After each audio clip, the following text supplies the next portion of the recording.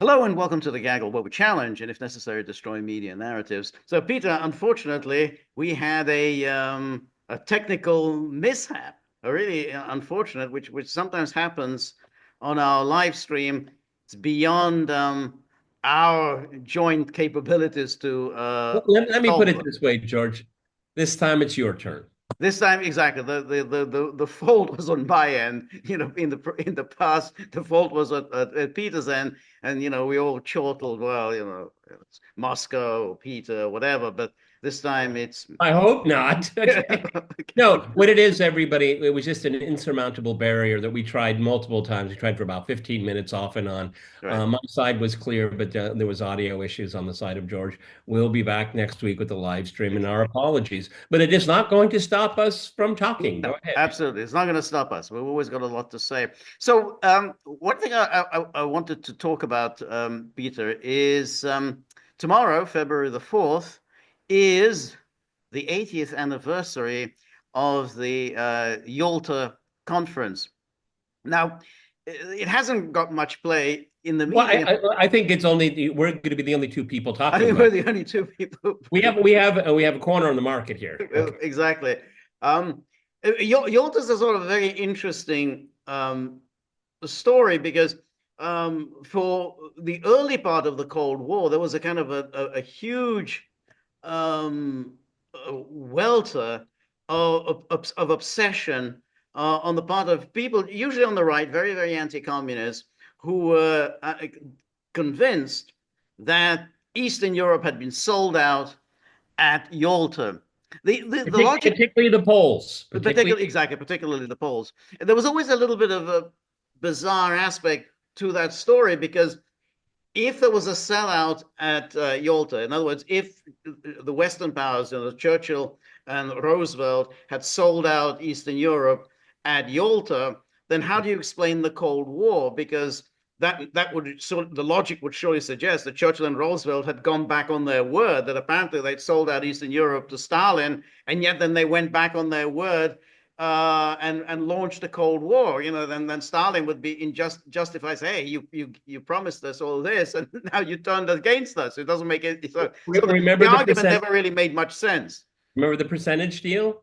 Exactly. That is an aspect. But that's the thing. The percentages agreement came before Yalta, and no one discussed the percentages agreement at Yalta. In fact, Yalta, there was a declaration of the liberation of all peoples. All peoples were supposed to be liberated. They all signed it, and so the percentages agreement was between Churchill and Roosevelt. But that came, I think, in either October or December of 1944 when Churchill flew to Moscow, and then they wrote that You said percentage. Roosevelt, you mean Stalin.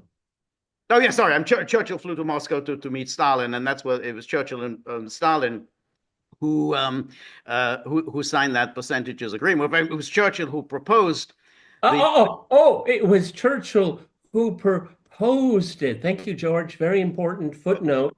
yeah. Churchill proposed it, and the percentages agreement was people who are not familiar with the percentages agreement was Romania and Bulgaria would be 90%, in the Soviet camp, 10% in the British camp.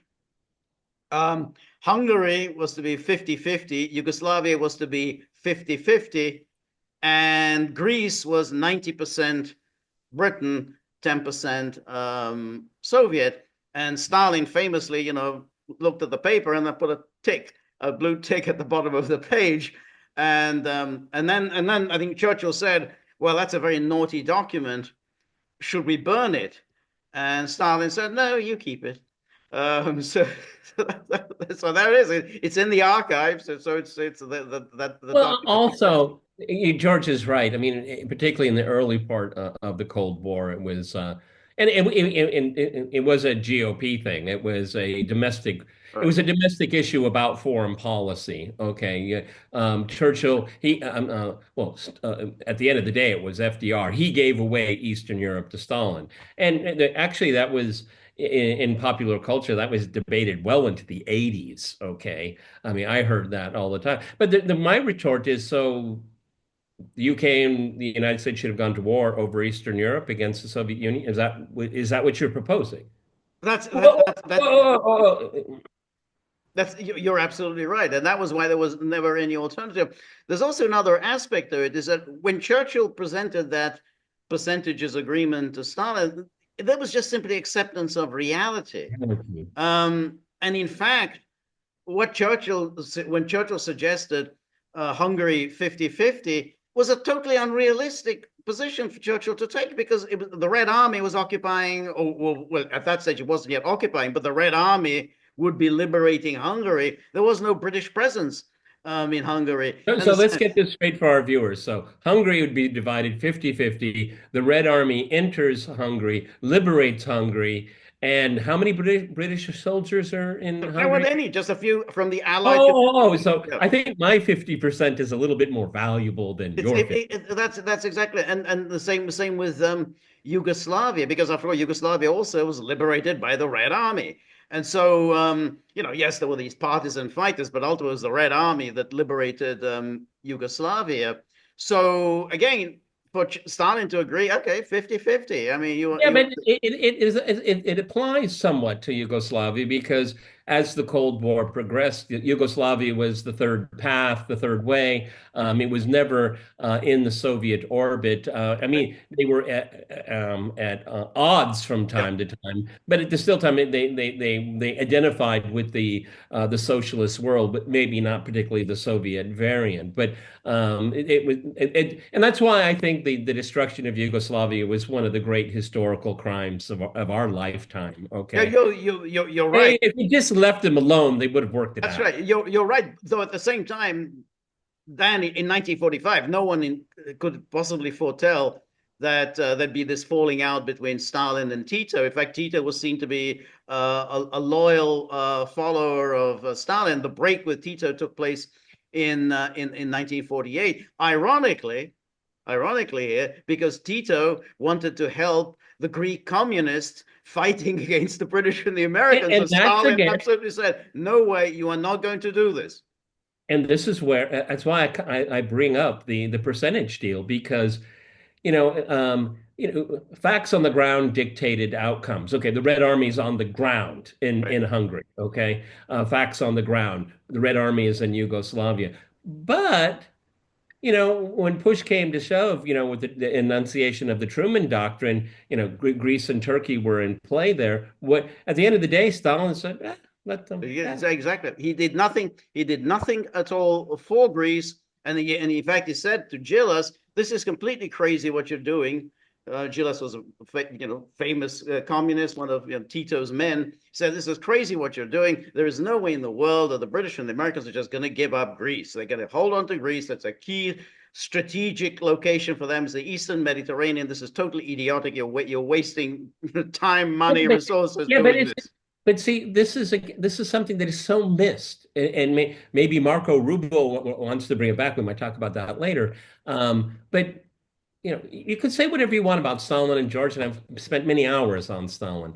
But what George has said is so true. Stalin said, no, the Americans and the British will never give up on that. Okay. He expected Roosevelt and Churchill and people that followed them that they would recognize Soviet foreign policy interests, imperatives. Okay, That's right. I mean, yeah, again, you can say a lot of things about Stalin, but he recognized the symmetry of strategic interests. Right.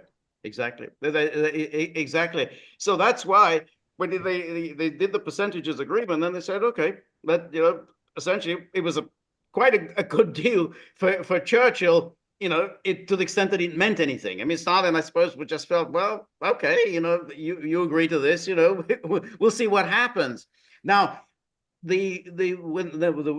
Yalta, none of this was actually discussed. They didn't say, well, this is how we're going to agree. Judge, if I could just interject here. Mhm.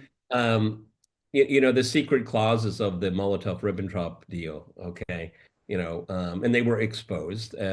I found, to this day, I find them to be completely reasonable. That's how states act, okay? So, but the reason why I bring it up is, here are the Western democracies, liberation of people, the liberal ideal, and it's Churchill, little stubby man that he was. He pulls out of his pocket and say, "What do you think about this?" Right, Okay, we don't right, have to tell anybody. Okay, right, I mean, right, it proved to Stalin exactly what kind of people these were. They had lofty ideas, lofty words. right, There is an iron curtain descending, right, all the great speeches. Stalin knew exactly what these people were. I mean, Stalin, how did he cut his teeth with the Bolsheviks? He robbed banks. Okay, he robbed trains. right. Okay, he mugged people. He knew, man, he knew how to read the room.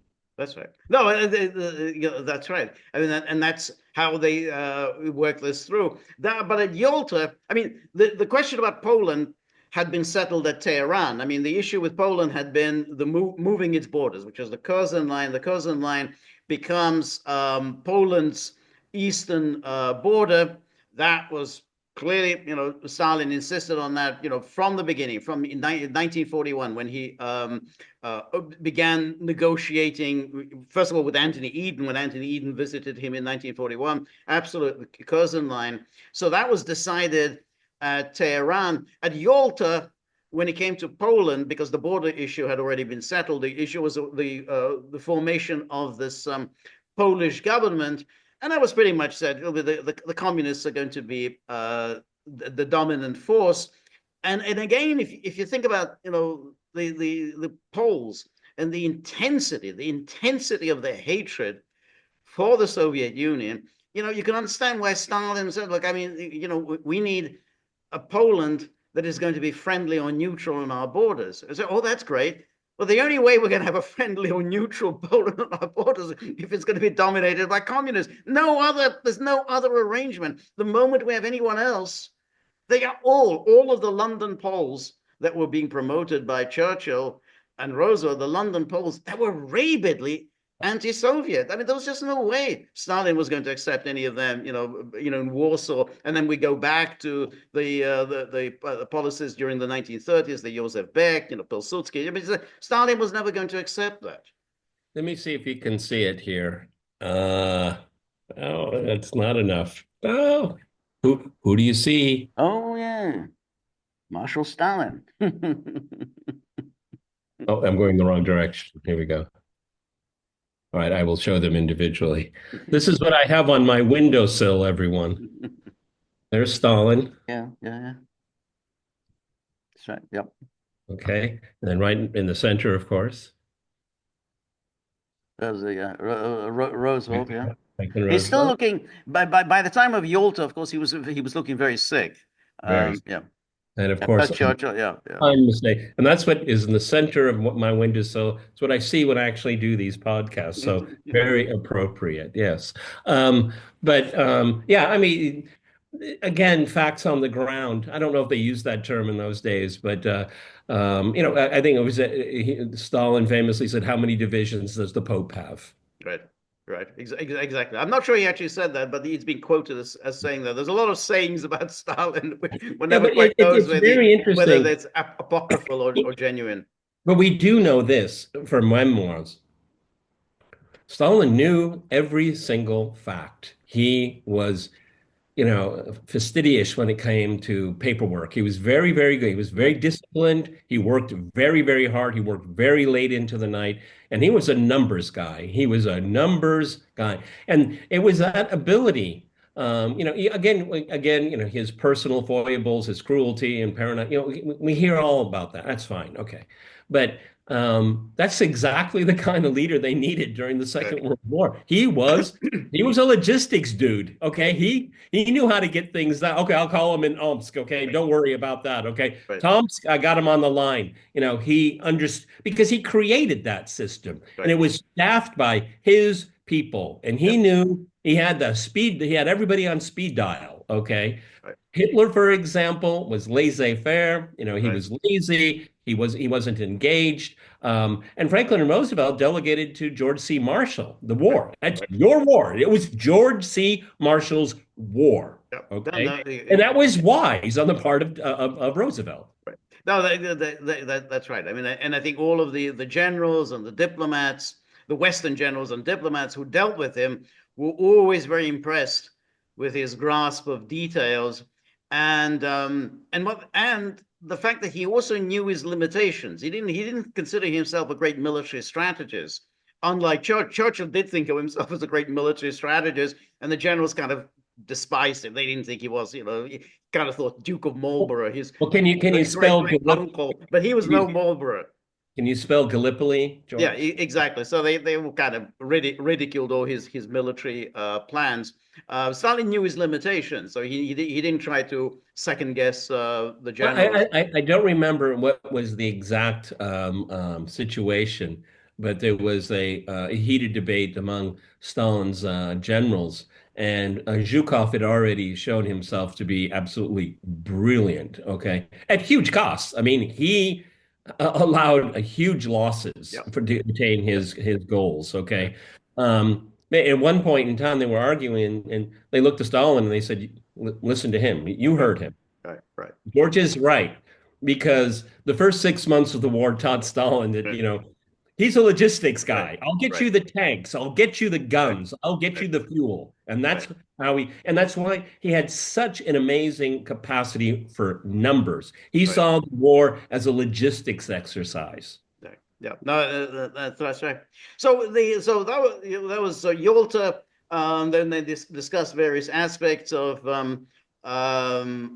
the how much they were going to loot Germany for. There was this the reconstruction or what and then so there was still thoughts about the United Nations. They made their decisions about the creation of the United Nations. I think the creation of these permanent members with the veto power, I think that was decided at Yalta. What was interesting is that in the 1980s, again, Yalta was sort of forgotten in the 60s and 70s. People really didn't talk about it that much. But in the 1980s, it was revived. Talk about Yalta was revived by Francois Mitterrand, kind of figure from the past. And Mitterrand suddenly said, "Well, we don't want any more Yaltas, no more stinking Yaltas, because we're not going to accept, the world being divided up by the superpowers. No, it was just divided up by the United States and the Soviet Union. No, He, he was channeling his best de Gaulle, wasn't he? exactly, he was channeling his best de Gaulle. But what was odd about Mitterrand's claim is that France, wholly undeservedly, did extremely well out of World War II, including Yalta and Potsdam, which is, I mean, France lost the war. France took no part in the liberation of Europe. That absolutely no Or itself. or itself took no part in all of that, and yet it got itself a permanent membership of the UN Security Council. It got itself a zone of occupation in Germany. It got to keep its empire at least for a while, at least until the 1960s. So, I don't know what the point of the French somehow, oh, we were sidelined at Yalta. You got a very good deal out of Yalta, but this went on. Anyone who was alive in the 80s will remember this very strange debate. It was in all the newspapers, the New York Review of Books, and everybody, oh, Yalta, we don't want any more Yaltas, this division. It was Mitterrand who kind of launched this debate. And again, Yeah. it was as ridiculous as the earlier debate that somehow, Eastern Europe was sold out to Stalin at Yalta. Well, again, we look at what makes the second half of the 20th century so anomalous to geopolitics and great power politics because it was anomalous. Why, Right, why did France get a seat at the table? It didn't deserve one. right, It was right, defeated and right, humiliated. right, right. Okay, but that's what, and this is one of the characteristics of the Cold War. The fact of the matter is, and maybe we kind of dovetail into today is this interview that Marco Rubio, the Secretary of State, had with Megyn Kelly. That's great power politics, Right. everyone. I don't know if he exactly said that. I mean, I know he said great powers, Mhm. okay, but the world is going back to the way it is almost always, like 99.9% of the time, been run. Right, Okay. right, And this kind of rules-based order, liberal international order, it's all nonsense. It's all crashed and right, burned. Okay. And, Trump is just giving it the final nudge. right. Okay. And thank goodness. I mean, does that mean something better is going to come out? I don't know. Maybe not. Maybe yes. But no more Yaltas. Well, that is just ridiculous in the extreme because that's how the world works. Great powers have Yaltas all of the time. It just, except for the aging, my generation has, that was absent from our lexicon and our thinking. But my father is and grandfather, great grand, that's how the world ran, and that's what we're going back to.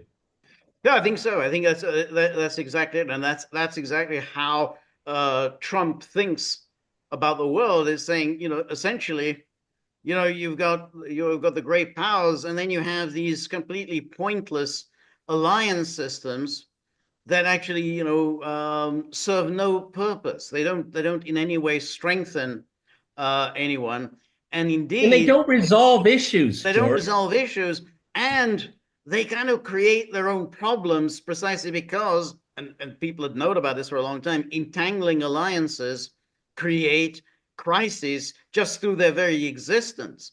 I mean, NATO, with it's a 32 nation alliance, it's just asking for trouble. You brought in a whole bunch of countries, all of whom have very, very different interests from one another, and they united in what? They've got to united in pursuing an anti-Russian policy, united in continuing to expand.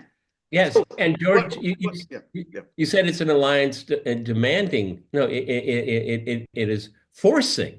It is forcing because if it doesn't have it's what's called inflation, conflict inflation. That's their line of business. That's their currency. Looking for a conflict, yeah, inflating threats. right, Okay, I mean, listen to the people, the ridiculous Chihuahua hotheads in the Baltic right, states. They wouldn't be talking that way right. if it weren't for NATO. That's Okay. it. Yeah, yeah, How are they resolving any issues? They're right. not. They're not They're resolving. forcing conflict. Yeah, that's right. They're forcing conflict, and so we have basically three events since 1991. We have the destruction of Yugoslavia, clearly undertaken, for the purpose of finding a role for NATO. They were desperate to find a justification for its continued existence. There was all the talk, from 1991 on. Hey, isn't this time for a peace dividend? Isn't it time really to focus on domestic issues? I mean, there's no Maybe Soviet Union healthcare. anymore, no Maybe Warsaw Pact healthcare. anymore. What about healthcare in America? Yeah, exactly. And so, amidst all this talk, good. Now it's time for the peace dividend. On comes NATO and said, no, no, no, no, no. Phew, the world is more dangerous, infinitely more dangerous than it's ever been. We need now NATO more than ever. It was a crock. It was a con job, and the expansion of NATO began immediately, and finding new roles. Suddenly, oh, we got to, Yugoslavia. That's our new role. We got to save somebody or other. Muslims, the Yeah, Albanians. and always We in the got to save background, people. depending on the overpaid bureaucrat in NATO living and having palatial digs. Russia is a threat because it's too weak. Oh, I mean, Russia is a threat because it's too strong. Right.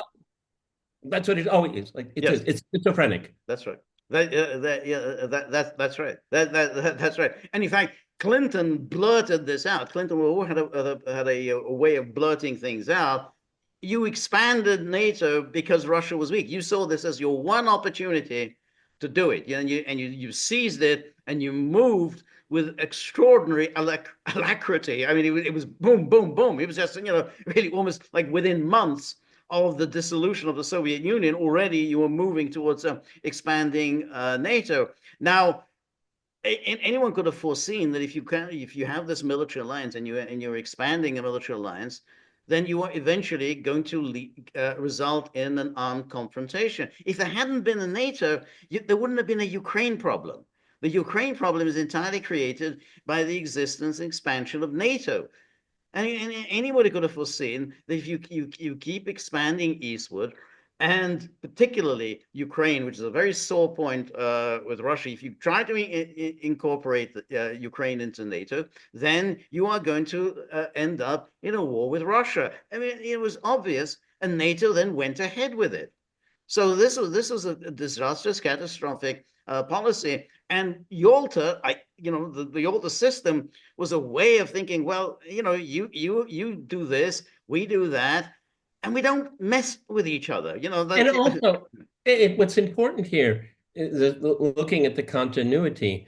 Yes, the Yalta has been discussed at great length, and I find it really, really fascinating because it could, for all of its criticism, it created a more or less stable peace if you followed it. Right.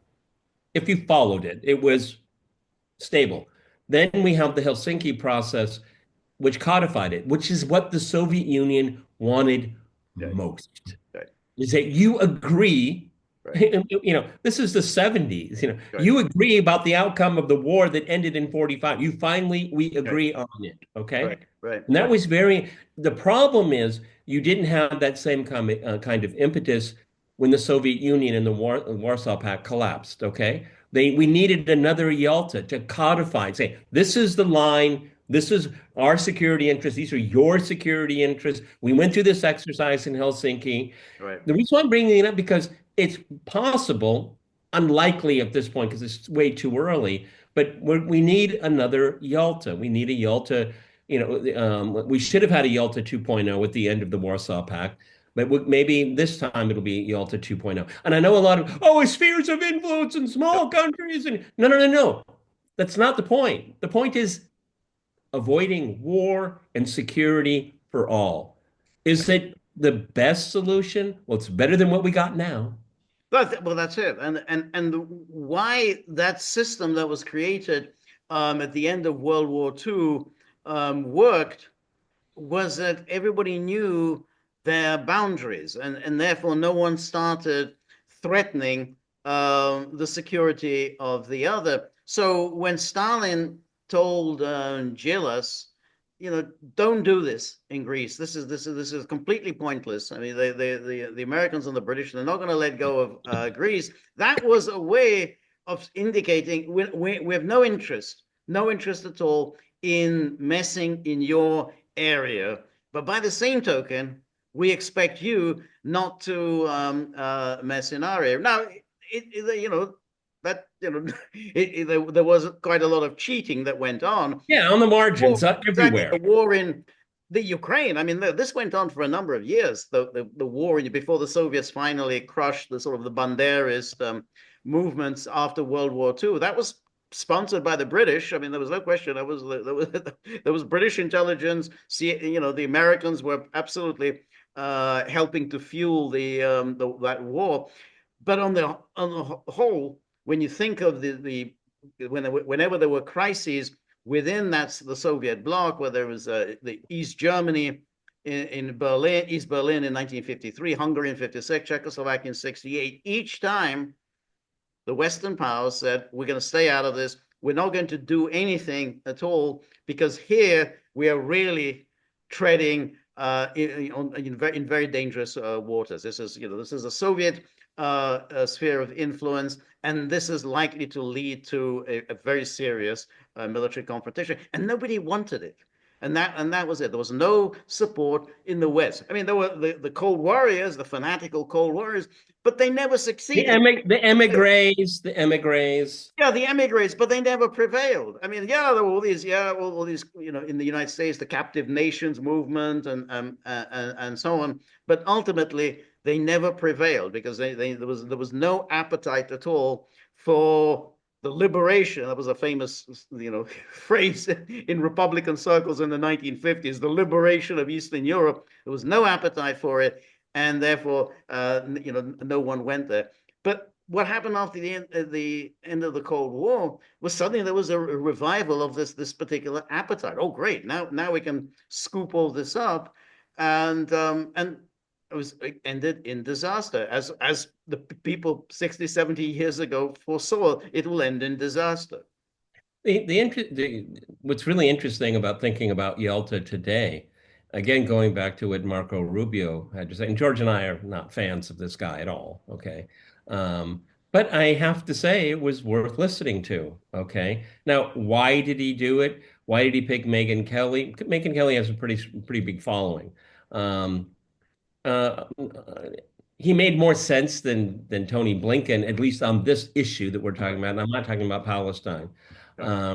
But if you look at the interview, very little actually was Ukraine wasn't talked about. Right. It was at the very, very end. Okay, he said Ukraine is lost. Right. That's interesting. Right.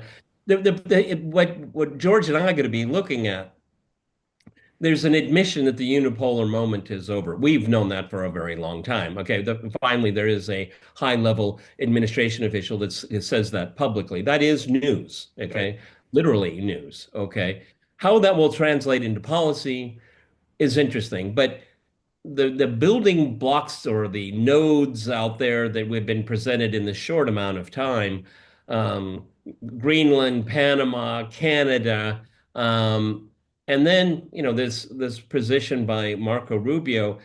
It's going back to what George and our initial gut reaction was that this is kind of Fortress America. It's Right. looking inward, not just the United States, but at the hemisphere. The hemisphere needs to be fortified. This is the sphere of influence in which the United States will protect its security and project power if necessary.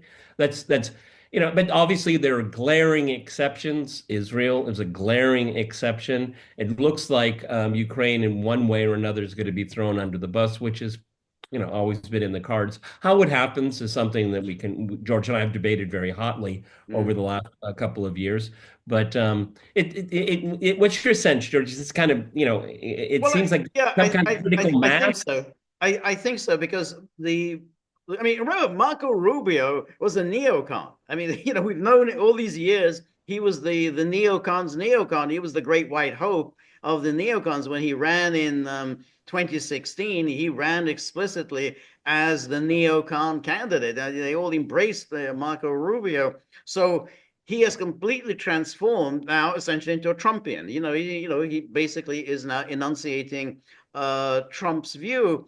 And I think that, I think Trump instinctively feels that the way you have stability in the world is if you have an agreement among the great powers. They basically, as long as the great powers are in agreement on the basic issues, then I think you're going to have peace and stability.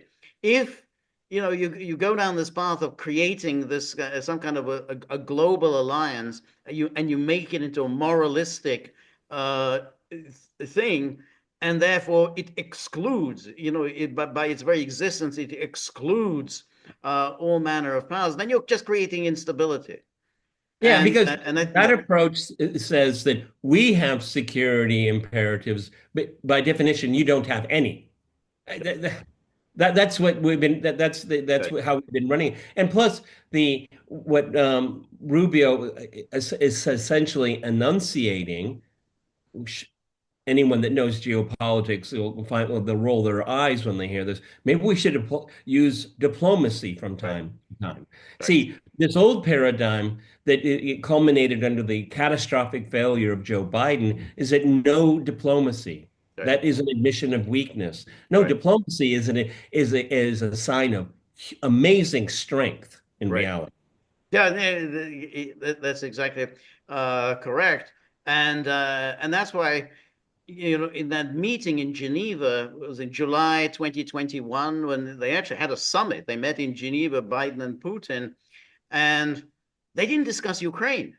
I mean, you think, well, this is just amazing. I mean, the crisis was already developing at that moment. That should have been, if you're doing diplomacy, that should be absolutely, we got to, address this problem now. But instead they didn't. They talked about, nuclear missiles, hardy perennials, but they didn't address the immediate issue. And that's why I think, and Putin said this, when he said, I think if Trump had been president in 2022, the war probably would not have happened, because I think Trump would instinctively have realized that you just can't you can't get into somebody's backyard and assume that they're just going to ignore you. You're in someone's backyard, and they're not going to like it, and it's going to end very badly. Just as if somebody gets into America's backyard, America's going to react very, very strongly. And I think Trump, I think, instinctively sees it. Now, how he resolves this, I think, is going to be very difficult.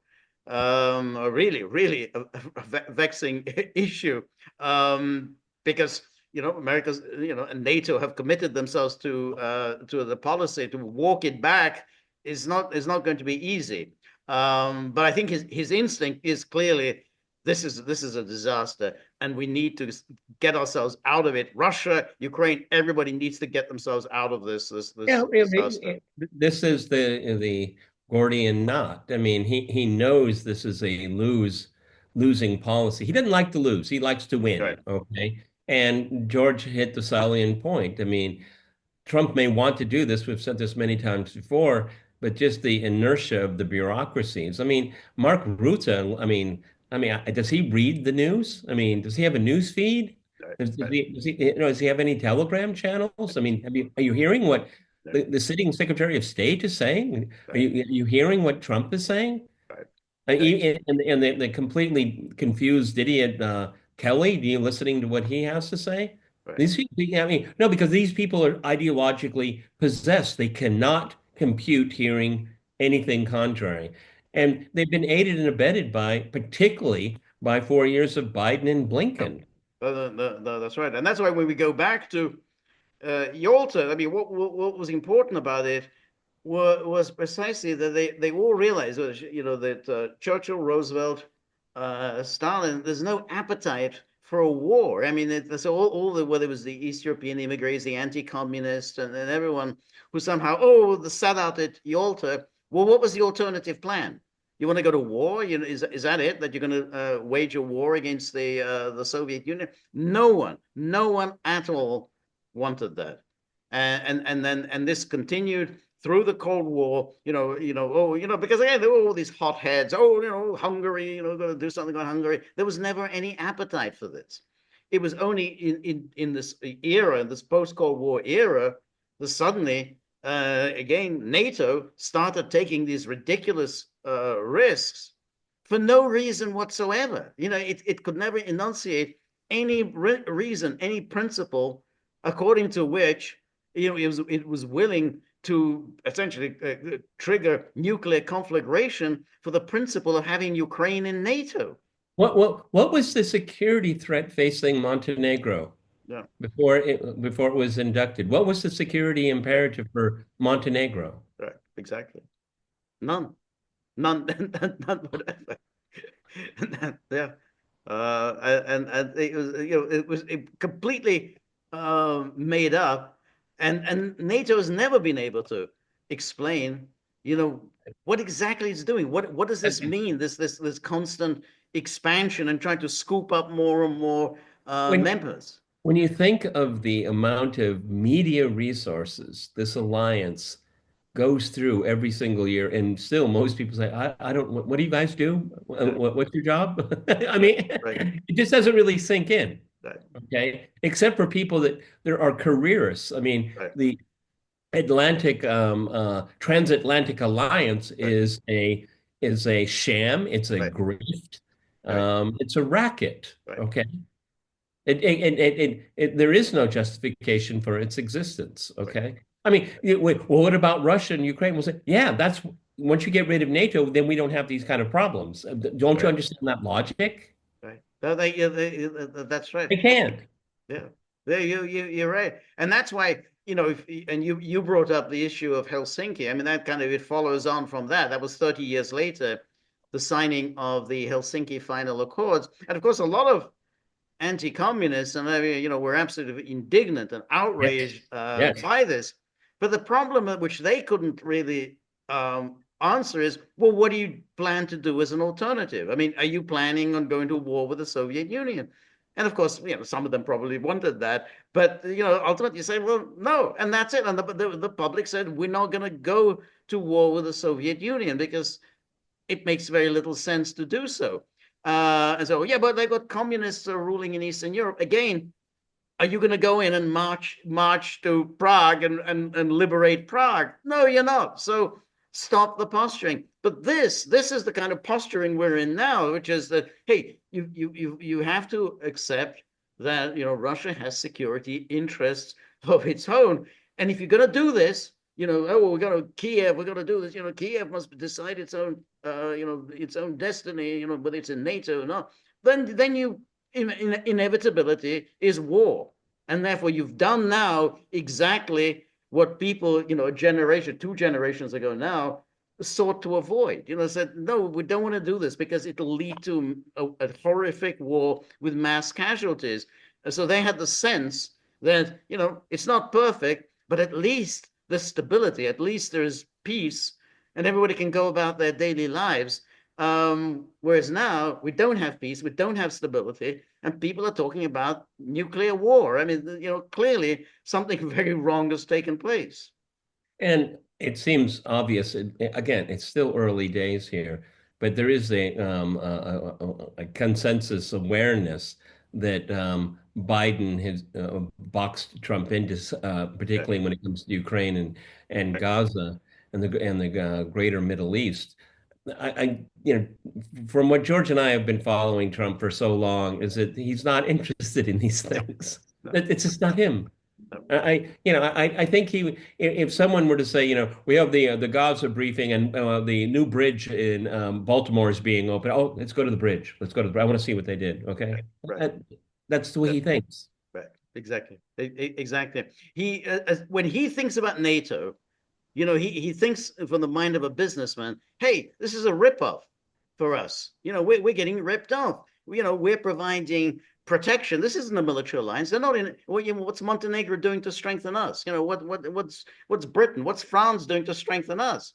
So essentially, it's a protection racket. I mean, it's basically we're providing protection to all these countries while they enjoy a nice welfare system, kind of universal healthcare, and 6 weeks of vacation annually. It doesn't make any sense. That's how he thinks. I mean, I don't think he thinks, about all the issues that we talk about, the expansion of NATO and Yugoslavia and so on. He doesn't think in those terms. He says this makes no sense.